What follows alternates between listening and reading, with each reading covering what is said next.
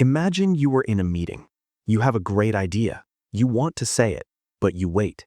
You worry about grammar. You worry about your accent. And then, silence.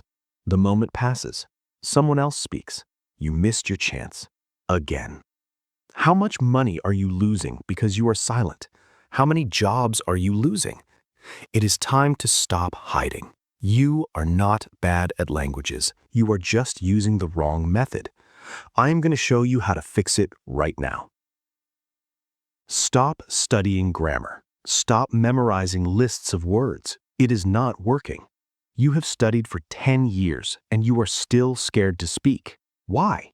Because you were trying to be perfect, and perfection is the enemy of speaking. If you are tired of feeling stupid when you speak English, this video is for you. I am going to show you why your brain freezes and exactly how to unfreeze it today. Let's go. Hello, my friends. Welcome back to the channel. I am so happy you are here. If you clicked on this video, it is because you are tired. You are tired of studying grammar for 10 years but staying silent. You are tired of reading English perfectly but speaking like a robot. You are tired of missing opportunities because you were too scared to say hello. This series is different. We are not going to talk about the present perfect tense today. We are not going to memorize a list of 1,000 vegetables. We are going to talk about you. We are going to talk about your psychology. We are going to talk about why your brain freezes and how to unfreeze it. This series is called The Adult Guide to Speaking Freedom. It is for you, the 30-year-old, the 40-year-old, the 50-year-old. It is for people who have busy lives and big responsibilities. I know who you are. I have taught thousands of students just like you, and I know your secret. The tale of two people. Let me ask you a question. Be honest. Do you feel like you are two different people? Person A is you in your native language. Person A is funny. Person A is strong. Person A is intelligent. When you go to a dinner party in your country, you tell jokes. Everyone laughs. When you go to the bank, you argue about fees. You win. You are the boss. Then there is Person B. Person B is you in English. Person B is shy. Person B is quiet. Person B smiles and nods, even when they do not understand. Person B wants to say a joke, but stays silent. Person B has a great idea in the meeting, but lets someone else say it. Why? Why does this happen? Is it because your vocabulary is small? No, you know thousands of words. Is it because your grammar is bad? No, you passed the tests in school. The problem is the gap of dignity. When we are children, we have no dignity. A baby falls down, cries, gets up, and laughs. A baby says, "Mama, cookie now." The grammar is bad, but the mother claps, "Yay, good job." But you are an adult. You wear a suit. You drive a car. You manage money. You have dignity. You want to look perfect. You want to look professional. When you speak English, you cannot be perfect immediately. You make mistakes. And for an adult, a mistake feels like pain. It feels like losing your status. So your brain makes a decision. Your brain says, if I cannot be perfect, I will be silent. Silence is safe. If I am silent, nobody will know my grammar is bad. This is the trap. This is the prison. In this series, we are going to break the prison walls.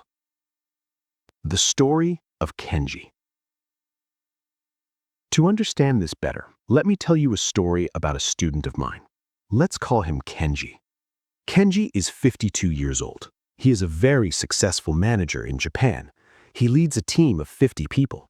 He is an expert in his field. He is confident. He is a leader. Last year, Kenji had to go to London for a big conference. He was excited. He studied English for 6 months before the trip. He listened to podcasts on the train. He used apps on his phone. He read business articles. He felt ready. He arrived in London. He went to his hotel. It was a nice hotel. He walked to the front desk to check in. In his head, Kenji practiced his sentence. Good afternoon. My name is Kenji. I have a reservation for 3 nights. It was a beautiful sentence, perfect grammar. He walked up to the receptionist. The receptionist was a young man. He looked at Kenji and said very quickly, "Hey there, checking in? Can I grab your ID and a card for incidentals?" Kenji froze. His brain crashed. He did not learn the word incidentals in his textbook. He did not expect, "Grab your ID." He expected, "May I see your passport?" Kenji felt his face get hot. He felt panic. He looked at the young man.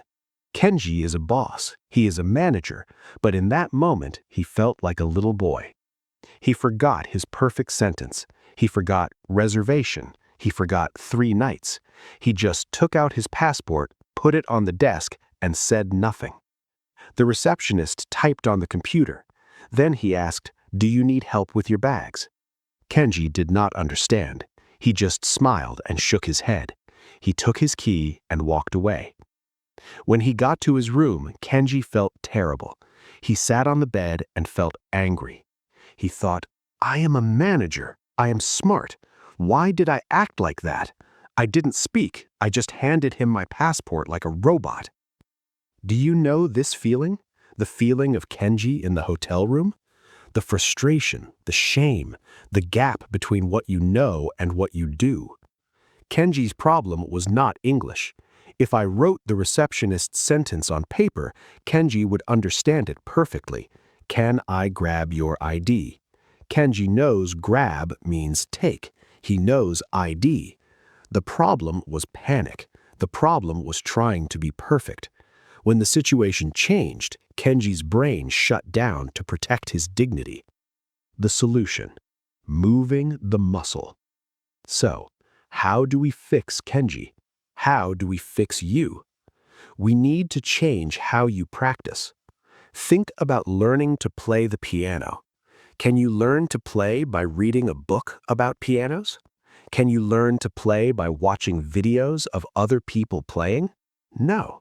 You must put your fingers on the keys. You must press the buttons. You must make noise. Speaking English is a physical sport. It is not an intellectual activity.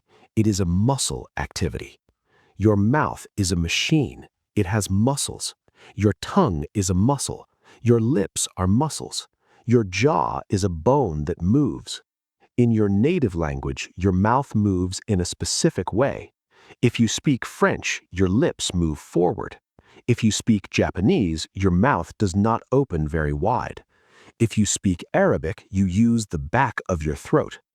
English requires different muscles. We use the tongue a lot. We use the jaw. We make vibration sounds like z and and th. If you never move your mouth, you cannot speak. Reading does not move your mouth. Listening does not move your mouth. You must speak. But Looki, I am shy. I have nobody to speak with. My husband laughs at me. My coworkers are busy. I hear this excuse every day, and it is just an excuse. You do not need a teacher to speak. You do not need a native speaker to speak. You do not need a plane ticket to America. You have the best speaking partner in the world with you right now. You. Today, I am going to teach you 2 techniques. They are simple, they are free, and you can do them alone in your house. Nobody will hear you. You can be safe. Technique 1. The bathroom interview. I want you to think about your morning routine. You wake up, you go to the bathroom, you wash your face, you brush your teeth, you look in the mirror. Usually, you do this in silence, or you think about your problems in your native language. Oh, I have to pay the bills. Oh, the traffic will be bad. From tomorrow morning, this changes. The bathroom is now your English classroom. The mirror is your partner. I call this the bathroom interview. I want you to look at your own eyes in the mirror. Connect with yourself. Set a timer on your phone for 2 minutes. Just 2 minutes. And I want you to talk to your reflection. But wait, There is a rule, a very important rule. Rule: no grammar police. Do not think about the past tense or the future perfect. Do not worry if you forget a or the. Just communicate meaning. Talk about your feelings. Talk about your body. Talk about your plan. Let's try it now. Imagine you are in front of the mirror. Say these sentences with me. Speak out loud. Do not whisper. Hello. It is morning. I look tired today. My hair is messy. I need to shave. The water is warm. I'm going to work soon. Today will be a good day. Did you do it? Did you speak? It feels a little silly, right? Good. Embrace the silly feeling. Why does this work? Because you are connecting your visual brain, looking in the mirror, with your motor brain, moving your mouth. When you look at yourself speaking English, your brain starts to believe, oh, I am an English speaker. Look at me, I'm doing it. It builds confidence in a safe place. If you make a mistake, nobody cares. The mirror does not judge you. The mirror is your friend. If you do this for 30 days, your mouth will become looser. You will stop feeling like your lips are glued together. So, homework number 1. Tomorrow morning, talk to the mirror. 2 minutes.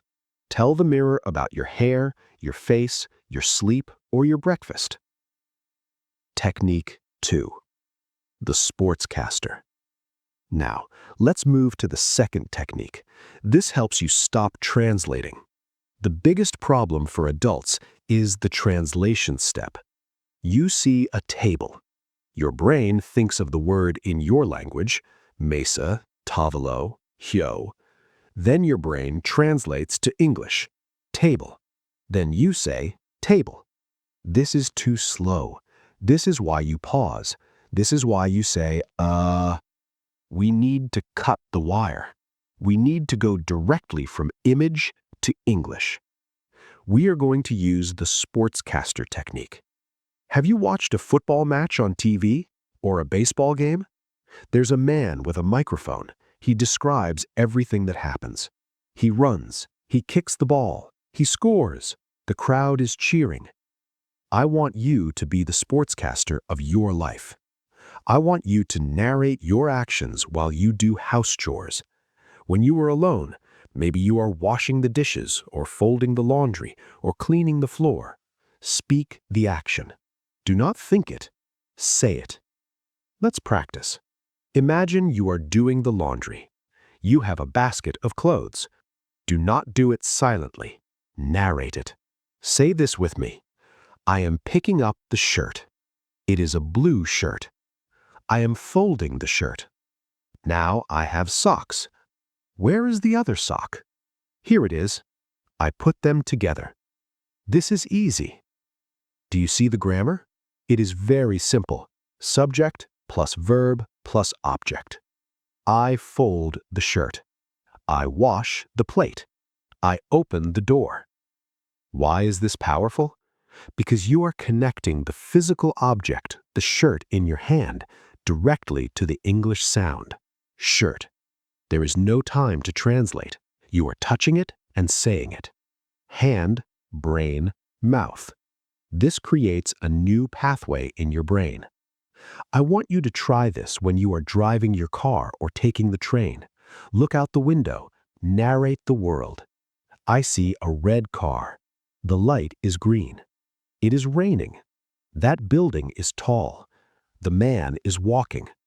If you don't know a word, do not stop. Do not open the dictionary. Do not open Google Translate. If you see a truck and you forget truck, just say big car. If you see a squirrel and you forget squirrel, just say small animal. This is a critical skill. It's called circumlocution, talking around the word. Think about Kenji at the hotel.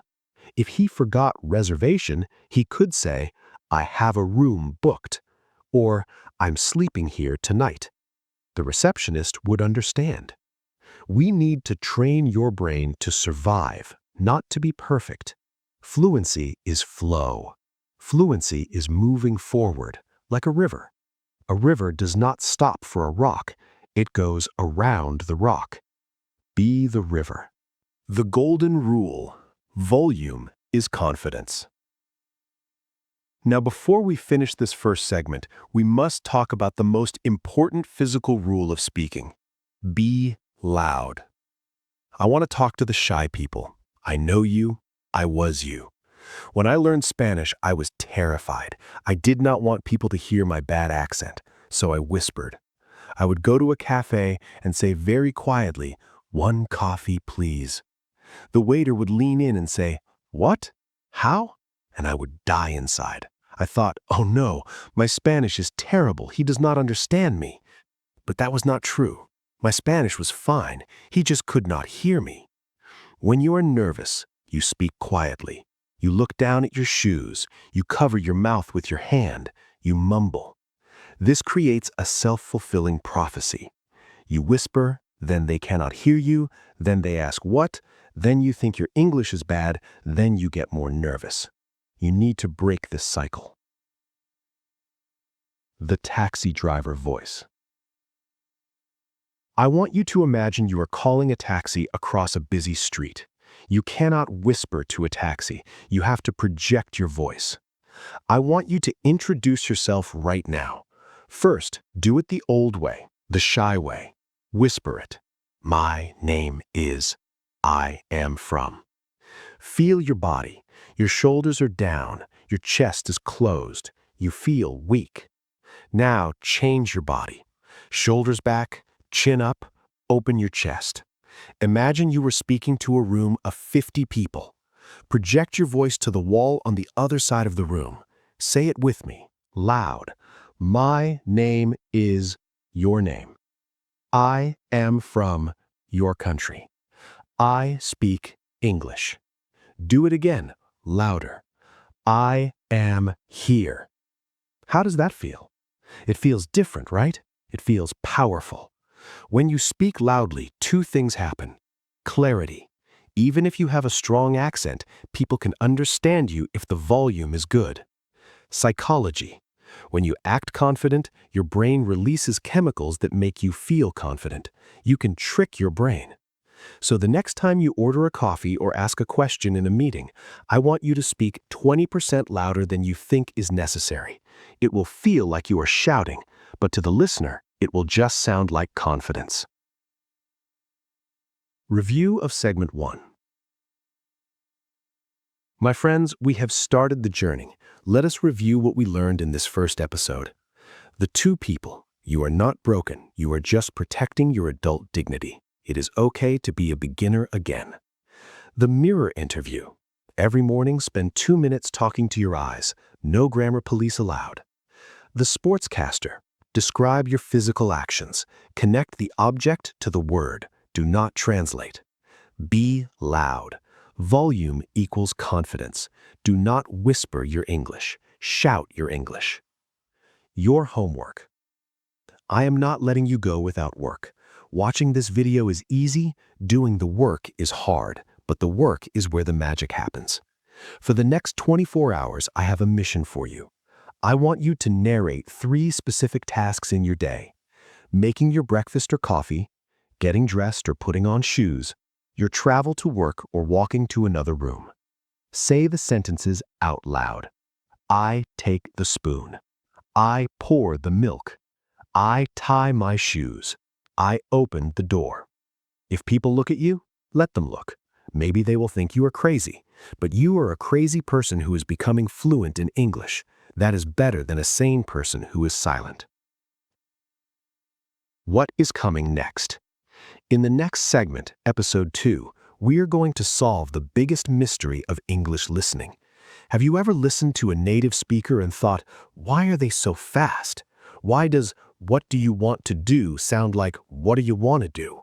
It drives you crazy, right? You know the words, but you cannot hear them. In Segment 2, I'm going to teach you the secret of the music of English. I will show you why we eat our words. I will teach you about the schwa sound. And I will teach you the most powerful exercise for training your ears and your accent. It is called shadowing. You do not want to miss it. It is the key to understanding movies, TV, and fast conversations. You have unlocked your voice today. Next, we will unlock your ears. This is the Adult Guide to Speaking Freedom. I'm Looki. Stand tall, speak loud, and I will see you in the next episode. Hello, my friends. Welcome back to Fluent with Looki. I am so happy to see you here for part 2 of our journey. If you are here, it means you survived part 1. You looked in the mirror. You talked to your reflection. You narrated your breakfast. You said, I am making coffee. I am drinking coffee. And guess what? You didn't die. The sky didn't fall. You spoke English and you are still standing. That is a victory. I am proud of you. But now we have a bigger problem to solve. A much bigger problem. In part 1, we talked about you speaking. But a conversation is a two-way street. You speak, and then you listen. And this is where the nightmare happens for many of you. You study English in a book. You see the sentence on the page. What do you want to do?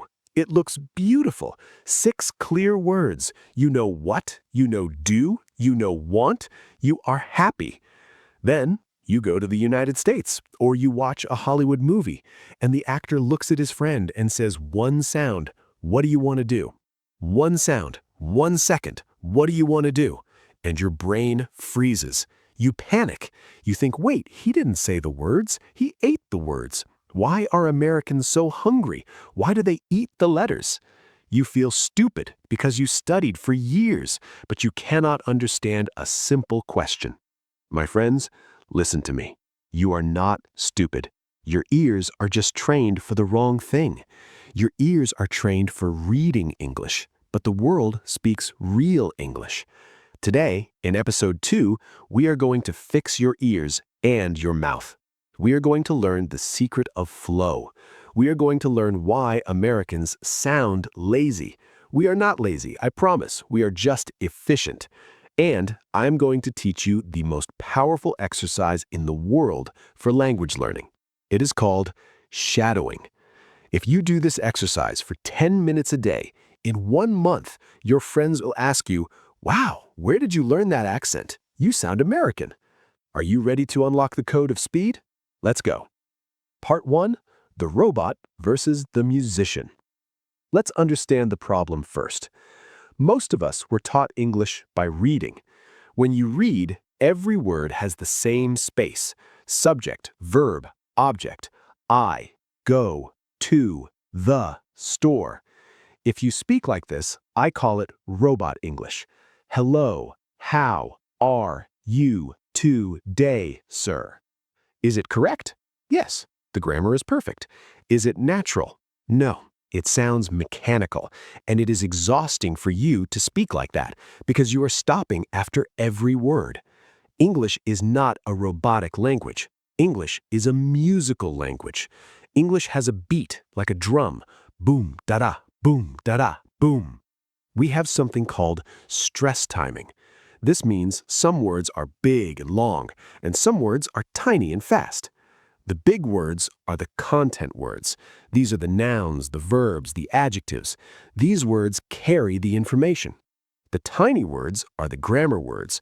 These are words like to, the, of, can, for. Imagine a mountain range. The big words are the mountains. The valleys are the grammar words. You don't walk flat, you go up and down. Let's look at a sentence.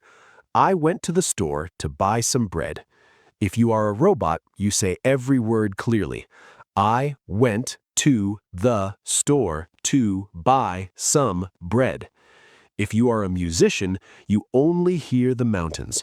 Went, store, buy, bread. The other words, like I, to, the, to, some, are crushed. They're super fast. They're the glue that holds the mountains together. So it sounds like this. I went to the store to buy some bread. Do you hear the rhythm? Da-da, da-da, da-da, da-da. This is why you don't understand fast speakers. You're listening for to the store, but the speaker is saying to the store. The to the is almost invisible. Here is the lesson. Stop listening for every word. Listen for the stress. Listen for the mountains. If you hear went store buy bread, you understand the message. You don't need the grammar words to understand the story. This relaxes your brain. You don't have to catch 100% of the words. You only need to catch the big 50%. Part 2. The secret of the lazy mouth. Now, let's talk about the specific sounds that confuse you. Students often tell me, Looki, Americans speak slang. They use bad English. No, it is not slang. It is reduction. In your native language, maybe you pronounce every letter. In Spanish, banana is ba-na-na. You hear the ah 3 times perfectly. In English, we change the vowels to make them faster. We use a sound called the schwa. It sounds like a soft punch in the stomach, And we glue words together. Let's practice the big 3 reductions. These are the ones you hear in every movie, every song, and every meeting. Number 1 is gonna. This means going to. We almost never say, I am going to call you. It takes too long. We say, I'm going to call you. Practice time. Say this out loud. Robot says, I am going to do it. American says, I'm going to do it. Robot says, what are you going to do? American says, what you going to do? Number 2 is wanna. This means want to. We don't say, I want to go. We say, I want to go. Practice time. Robot says, do you want to dance? American says, do you want to dance? Robot says, I do not want to eat. American says, I don't want to eat. Number 3 is gotta. This means got to or have to. It means you must do something. Robot says, I have got to go. American says, I gotta go. Now, be careful. You do not write gonna or wanna in a business email. In an email, you write going to. But in the spoken meeting, even the CEO says gonna. All right, team, we're going to increase sales next quarter. It is professional to speak this way. It flows. The magic of linking. Now, let's talk about the chain. When you write, there is a white space between words. Black, coffee. When you speak, there is no space. Black-offee. The last letter of word 1 jumps over and kisses the first letter of word 2. This is called consonant to vowel linking. This is the most common one. Look at the phrase, turn it on. Robot says, turn it on. American says, turn it on. One long word. Do you hear it? The N from turn moves to it. Turn it. The T from it moves to on. Tit-on. So you say, turn it on. Let's try another one. Wake up. The K moves over. It sounds like wake up. Say it with me. Wake up. I need to wake up early. Why is this important? Because when you listen to a podcast, you hear wake up.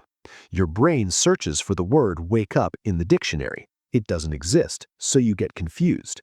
But if you know about linking, you realize, that is wake up. The flap T, the American signature. If you want to sound American instantly, you need the flap T. This is when the letter T is between 2 vowel sounds. In British English, the T is sharp, water. In American English, the T becomes a soft D. Water becomes wader. Better becomes bedder. City becomes city. Computer becomes computer. Parter becomes pardee. Let's try a sentence. The water is better in the city. Robot says, the water is better in the city. American says, the water is better in the city. Try it. It feels weird, right?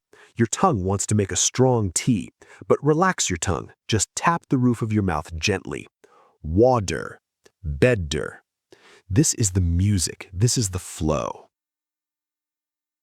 Part 3, the shadowing technique, your mental gym. Okay, Looki, I understand the theory. I understand the flap T and the gonna, but how do I practice this? I cannot remember all these rules. You don't need to remember the rules. You need to train your muscles. We are going to use shadowing. Shadowing is used by spies. It is used by actors. It is used by the best polyglots in the world. What is shadowing? Shadowing is listening to a speaker and repeating exactly what they say at the exact same time. You are not translating. You are not analyzing. You are copying. You are an echo. Think about learning a song. When you hear your favorite song on the radio, do you think about grammar? No, you just sing along. You copy the melody. You copy the singer's emotion. We are going to sing English. Step-by-step shadowing guide. Step 1. Choose your audio. Do not choose a 1-hour movie. That is too long. Choose a short clip, 30 seconds to 1 minute. It should be a speaker you like. If you are a man, choose a man with a voice you trust. If you're a woman, choose a woman. Maybe a YouTuber, a podcaster, or a character from a TV show like Friends. Make sure you have the transcript or subtitles. Step 2. Listen and understand. Listen to the clip one time. Read the text. Make sure you understand the meaning. Look up any new words. You cannot shadow if you don't know what they're talking about. Step 3. Listen for the music. Listen again. Don't read. Just close your eyes. Listen to the ups and downs. Where do they get loud? Where do they get quiet? Where do they pause? Hear the gonna and the wanna. Hear the linked words. Step 4. The mumble shadow. This is the warm-up. Play the audio. Try to speak with them, but just mumble. Hum, hum, hum. Try to catch the rhythm. Da, da, da, da, da. Don't worry about pronunciation yet. Just catch the beat. Step 5. The full shadow. Now the real work. Play the audio. Speak out loud with the person. Try to be their twin. If they go fast, you go fast. If they shout, you shout. If they whisper, you whisper. If they take a breath, you take a breath. You will fail the first time. You will get tongue-tied. You will laugh. That is okay. Rewind. Do it again. Do the same 30 seconds 10 times. By the 10th time, your mouth will move automatically. You won't be thinking subject, verb, object. You'll be feeling the flow. Let's try a mini shadow session right now. I'm going to act as your audio clip. I will say a phrase slowly, then I will say it at normal American speed. I want you to repeat the normal speed version immediately after me. Phrase 1. What are you doing? Slow. What are you doing? Fast. What are you doing? Say it. What are you doing? Again. What are you doing? Phrase 2. I have got to go to the office. Slow. I have got to go to the office. Fast. I gotta go to the office. Notice gotta go sounds like gotta go. Say it. I gotta go to the office. Again. I gotta go to the office. Phrase 3. Did you eat yet? Slow. Did you eat yet? Fast. Jeet yet? Yes, really. The did and you become j. Jeet yet. Say it. Jeet yet. Excellent. Do you feel how your mouth is moving differently? You're sliding, you're gliding. You're not walking step by step. You're dancing. Part 4. The story of Maria. I want to tell you about Maria to show you why this matters. Maria is a librarian from Brazil. She's 50 years old. She loves books. She knows English grammar better than I do. She can pass any written test perfectly. But Maria was lonely. She lived in Chicago, but she had no American friends. When her neighbors said, "Hi, how you doing?" she would freeze. She needed 3 seconds to process, "How are you doing?" By the time she answered, the neighbor was walking away. She felt invisible. She told me, "Looki, I am too old. My mouth is too Portuguese. I cannot change." I told Maria, "Stop reading books. Start shadowing." She picked a cooking show on YouTube. The host was a friendly lady from New York. Every day for 15 minutes, Maria shadowed the cooking lady. Today we're going to make a chocolate cake. Mix it up in the bowl. Put it in the oven. Maria repeated these sounds hundreds of times. 3 weeks later, Maria was at the grocery store. The cashier said something fast. "Did you find everything okay? Did you find everything okay?" Before, she would say sorry or what, but this time her brain recognized the rhythm. It sounded like the cooking show. Her mouth reacted automatically. She said, "Yes, thanks, just these eggs." She didn't think. The answer just came out. She walked out of the store and started crying. She was so happy. She finally connected. Maria wasn't too old. She just needed to stop treating English like a math problem and start treating it like a song. You can be Maria. Part 5. Overcoming the imposter syndrome. Now, I know a secret feeling you have. You are practicing this gonna and wanna and flap T, and a voice in your head says something mean. The voice says, "You sound fake. You sound silly. You are not American. Stop trying to act like a teenager. You sound ridiculous." This is called imposter syndrome. You feel like an actor wearing a costume that doesn't fit. This is normal. Every language learner feels this. When I learned Spanish, I felt silly rolling my R's. Radio, rápido. I felt like I was making a joke. But my teacher said, "Looki, if you don't roll the R, you don't sound Spanish. You sound like an American tourist." So I had to decide. Do I want to feel comfortable, or do I want to be understood? You have to accept the fake feeling. Fake it until you make it. When you use the flap T, water, you might feel like a cowboy. Good, be the cowboy. When you use gonna, you might feel like a movie star. Good, be the movie star. It is not mocking the language, it is respecting the language. To speak English well, you must adopt the personality of English. English is direct, it is fast, it is rhythmic. Your native language might be poetic, soft, or very precise. English is a different animal. You have to ride the animal differently. Don't let your age stop you. I have students who are 65 and 70 years old who started shadowing.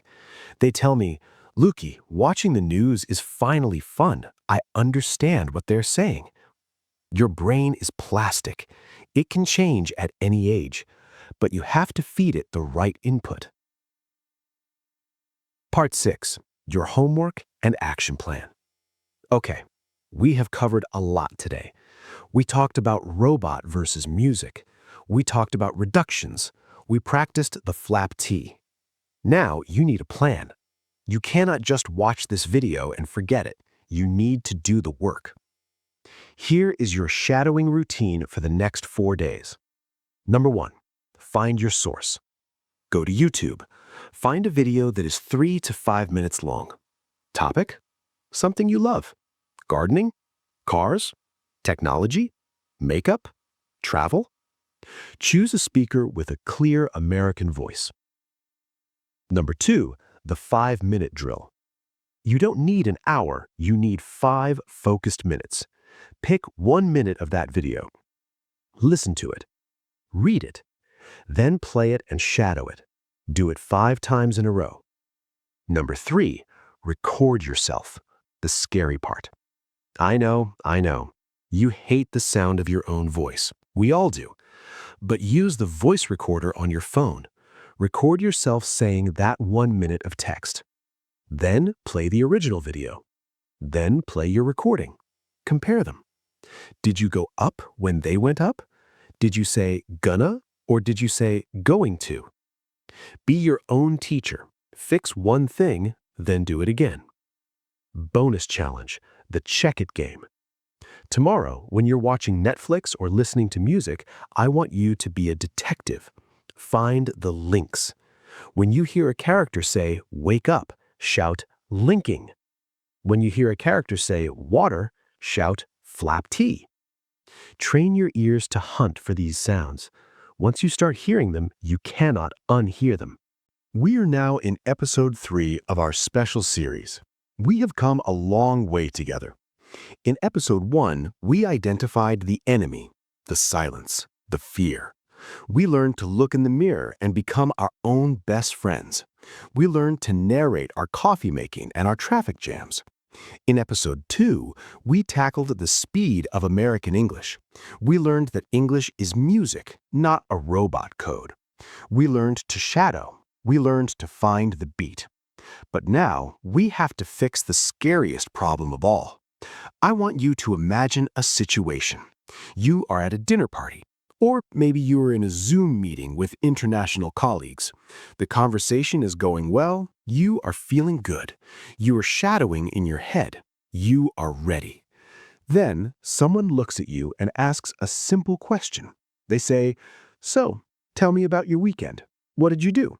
You know the answer. You went to the park. It was beautiful. You ate ice cream. You saw a dog. You open your mouth to speak. You say, "Yes, I went to the..." And then, silence. Your brain stops. It is like a computer screen that goes black. The spinning wheel of death appears in your eyes. You know the word. It is right there. It is on the tip of your tongue. But you cannot find it. You start to panic. You say, "It was very, Your face gets hot. Your hands get sweaty. You feel embarrassed. You feel like a beginner. Finally, you just say, "It was good." And you feel sad. You wanted to tell a story about the beautiful park and the funny dog, but you said 2 words. It was good. This is called the blank mind.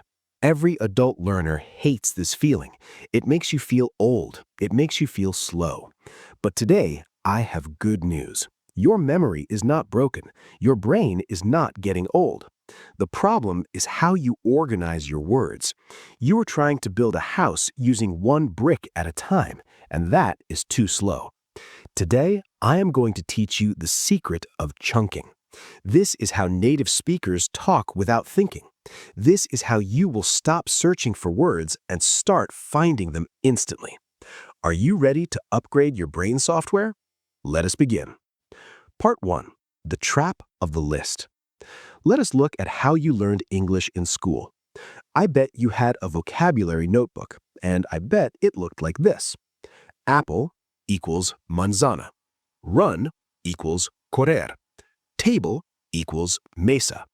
Make equals hacer. You learned words in isolation. You learned them as single items. This is dangerous. Words are like people. They do not like to be alone. They like to have friends. They like to be in groups. When you learn a word by itself, your brain files it away in a small box. When you need that word, your brain has to run to the warehouse, find the specific box, open it, and take out the word. That takes time. And while your brain is searching for the box, your mouth is saying, We need to stop using single bricks. We need to start using pre-made walls. We call these pre-made walls chunks. A chunk is a group of words that always go together. They're best friends. They're married. They never separate. Think about your native language. You do not think about every single word. You think of ideas. In English, it's the same. Let me give you a famous example. Think about brushing your teeth. In English, the verb is always brush. Brush your teeth. We never say clean your teeth. We never say wash your teeth. We never say scrub your teeth. Those sentences are grammatically correct, subject, verb, object, but they sound wrong. A native speaker would look at you strangely. It is always brush your teeth. This is a chunk. If you try to translate from your language, you might choose the wrong verb. Maybe in your language, you say wash teeth. So you say that in English, and you feel unsure. But if you memorize the chunk brush your teeth as one big word, You never have to think. You never have to choose. You just say it. This is the secret to fluency. Fluency is not about thinking faster. Fluency is about making fewer decisions. When you use chunks, your brain is on vacation. It is easy. Part 2, the 3 types of magic chunks. Okay, Looki, I understand, but which chunks do I need? There are 3 types of chunks that will save your life. Type number 1 is called collocations. This is a fancy word for word partners. These are words that just sound right together. Let us play a game. I will say a word, and you try to finish the phrase. If I say fast, what is the food? Fast food. Correct. We never say quick food. It is always fast food. If I say quick, what is the shower? A quick shower. We rarely say a fast shower. It is a quick shower. Why?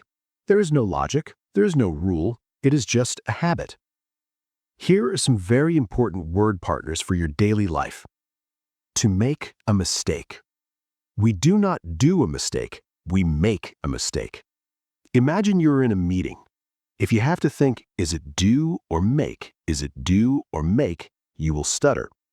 But if you know make a mistake is one block, you speak confidently. To take a photo. We do not make a photo, we take a photo. To do the dishes. We do not make the dishes, we do the dishes. To pay attention. We do not put attention, we pay attention. Do you see the pattern? If you learn the verb alone, you will make mistakes. If you learn the chunk, you will be perfect every time. Type number 2 is called the fixed phrase. These are sentences that never change. You should memorize them like a song. Do not analyze the grammar, just memorize the music. How's it going? This means, how are you?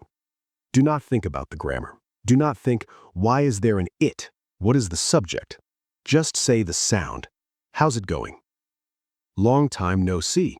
This is terrible grammar. There is no verb, but it is perfect English. It means, I have not seen you for a long time. Just say it. Long time no see. What are you up to? This means, what are you doing? Memorize the sound. What you up to? When you treat these phrases like big vocabulary words, you sound like a native speaker immediately. Type number 3 is the most important one for you. This is called the safety chunk. This is your emergency kit. Remember the dinner party? Remember when your brain went blank? You need a way to buy time. You need a way to pause without looking stupid. If you say, you sound unsure. But if you use a safety chunk, you sound professional. Here are the best safety chunks to use when you forget a word. Phrase 1. Let me think about that for a second. Say that with me. Let me think about that for a second. This buys you 3 seconds of silence, but it sounds intelligent. It sounds like you are considering the question deeply. Phrase 2. How can I say this? This is wonderful. You are telling the listener, I have a complex idea and I'm looking for the perfect words. It's very honest. How can I say this? Phrase 3. It's on the tip of my tongue. This tells the listener, I know the word, but I forgot it. Please help me. Usually the listener will guess the word for you.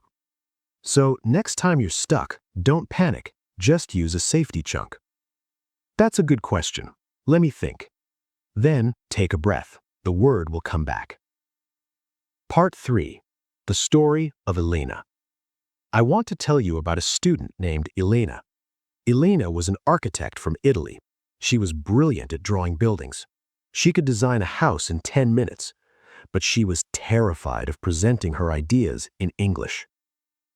Elena tried to speak English like she was building a brick wall, one brick at a time.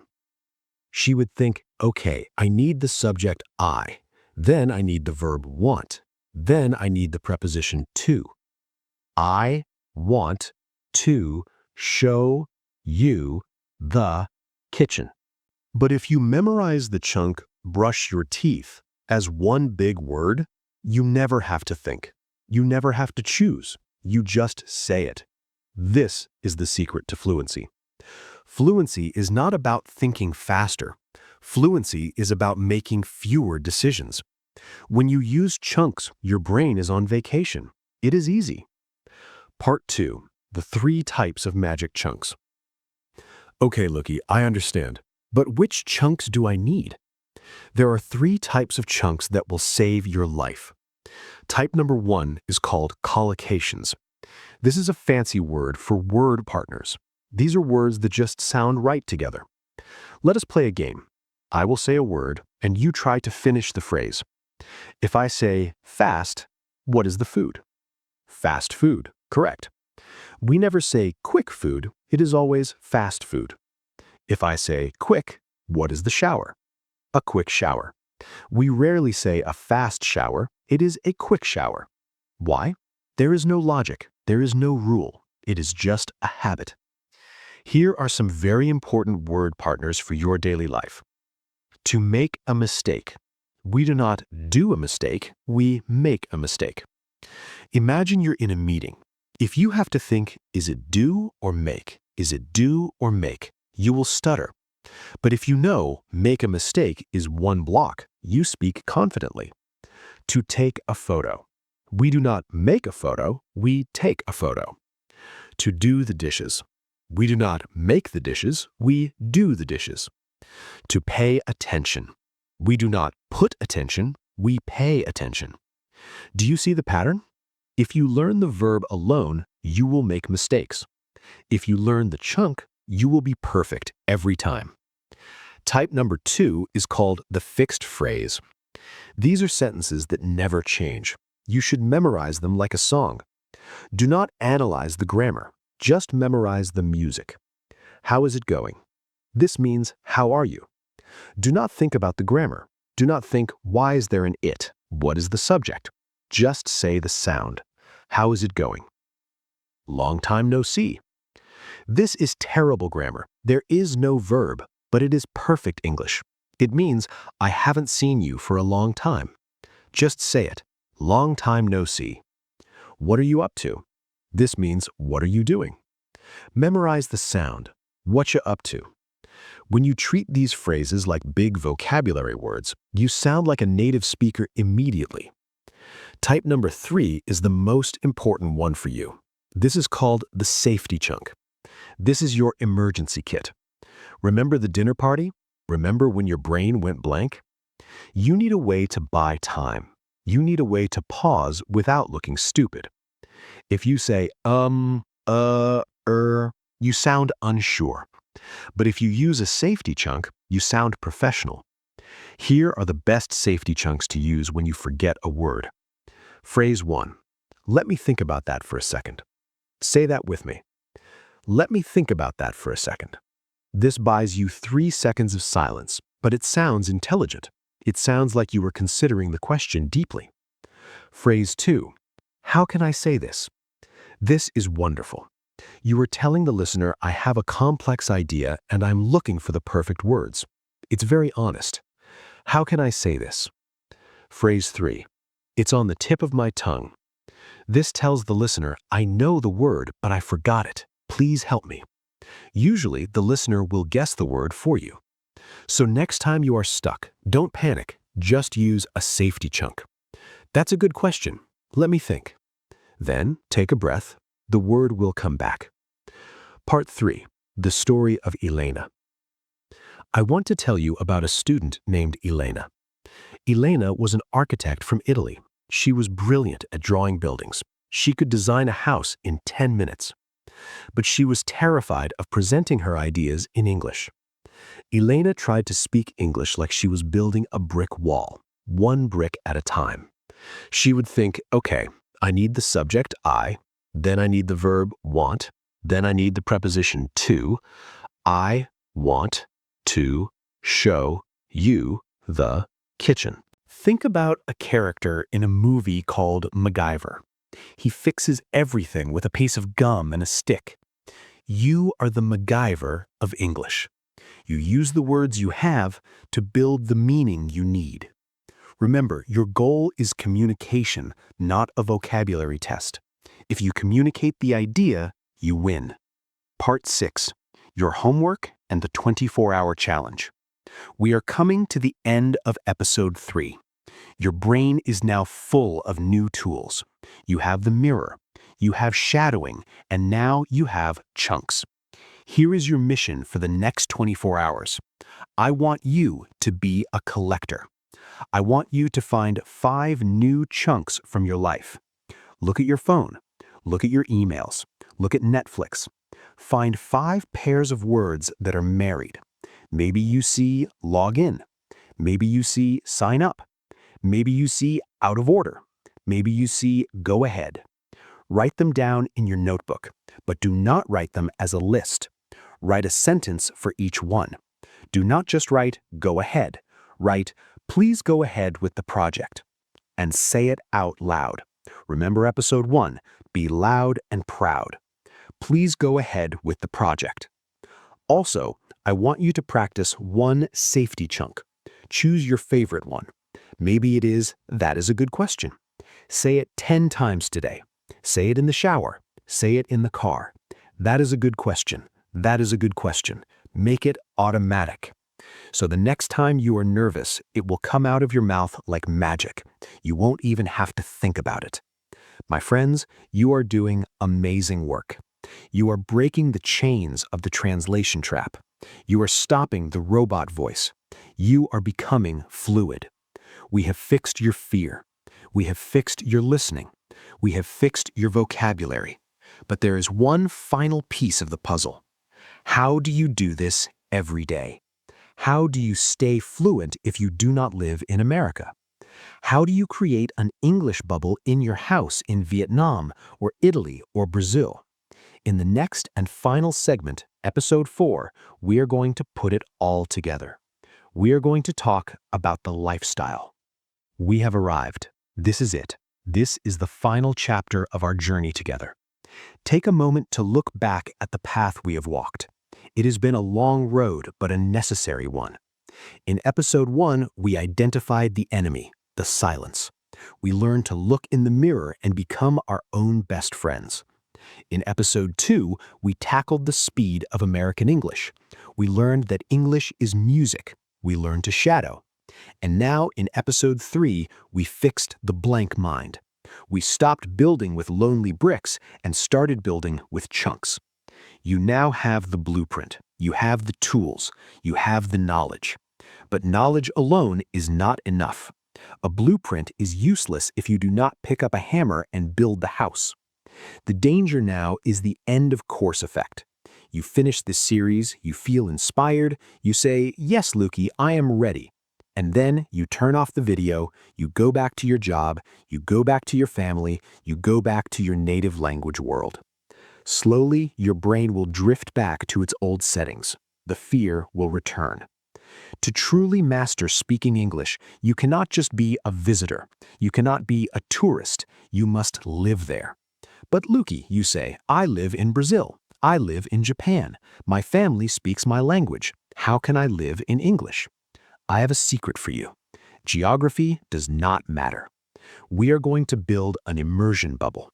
You can live in your home country, but your digital life and your mental life can be in English. Today, in this final episode, I am going to give you the roadmap for the rest of your life. Part 1, the digital shift. I want you to look at your phone right now. Unlock it, look at the icons. What language is it in? If it is not in English, I want you to change it now. I know you are panicking. You are thinking, but I will get lost.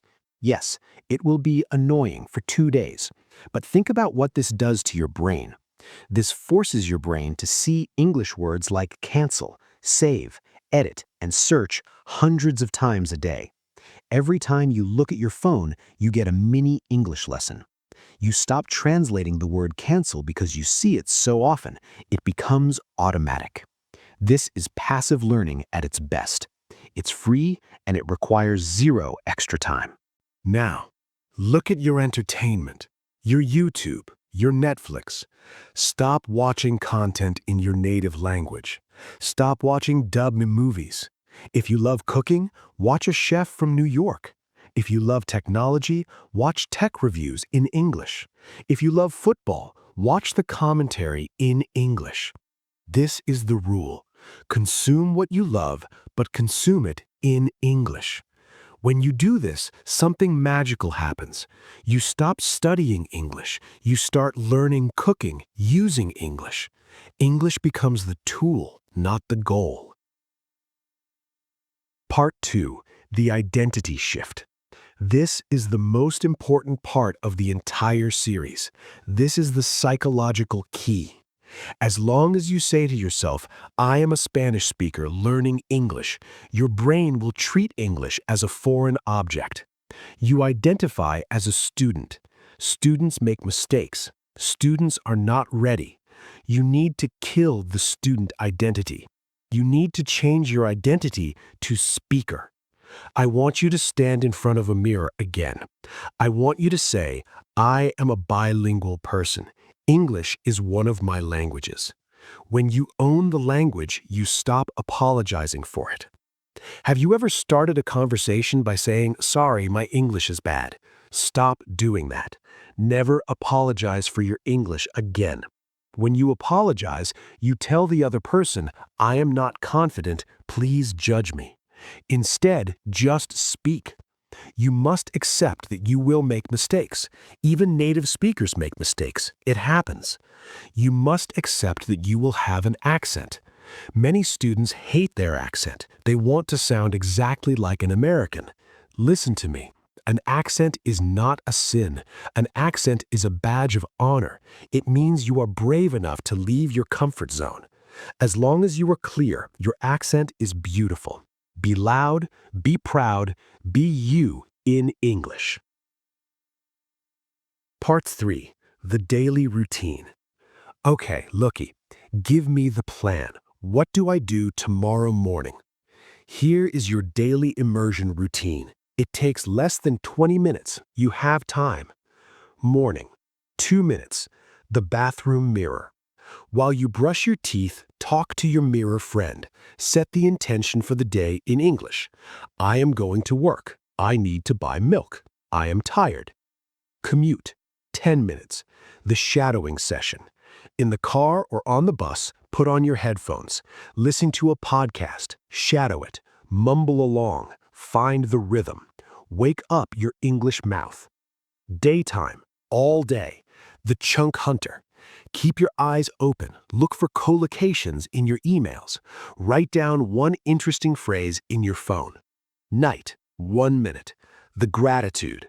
Before you close your eyes in bed, think of 3 things you are grateful for in English. I am happy for my bed. I am happy for my dinner. I am happy I practiced English today. That's it. Morning, commute, day, night. You are sprinkling English on your life like salt. You are not eating a whole bag of salt at once. You are just adding flavor to your day. Consistency is greater than intensity. 10 minutes every day is better than 5 hours on Sunday. Part 4. The final motivation. My friends, the journey to an English brain is not a sprint. It is a marathon. It is a lifelong hike up a beautiful mountain. There will be days when you are tired. There will be days when your brain feels like fog. That is fine. Rest, but come back the next day. Do not quit. Think about why you are doing this. You are doing this for a better job, for your family, to travel the world, to prove to yourself that you can. Imagine the future version of you. Imagine yourself in 1 year. You are sitting in a cafe in New York or London or Sydney. You are talking to a new friend. You are laughing. You are telling a story. You are not thinking about grammar. You are not translating. You are just connecting. That version of you is waiting for you. That version of you is cheering for you right now. You have the power. You have the permission. English is not a subject to be studied in a dark room. It is a life to be lived in the bright sun. Go out there, open your eyes, open your mind, and speak. Thank you for trusting me with your mind. Thank you for your time. Thank you for your courage. Please, if this series helped you, share it with a friend who is struggling. Leave a comment below. Tell me, I am a speaker. I want to see thousands of comments saying, I am a speaker. This is Fluent with Looki, and I am so proud of you. Good luck and keep talking.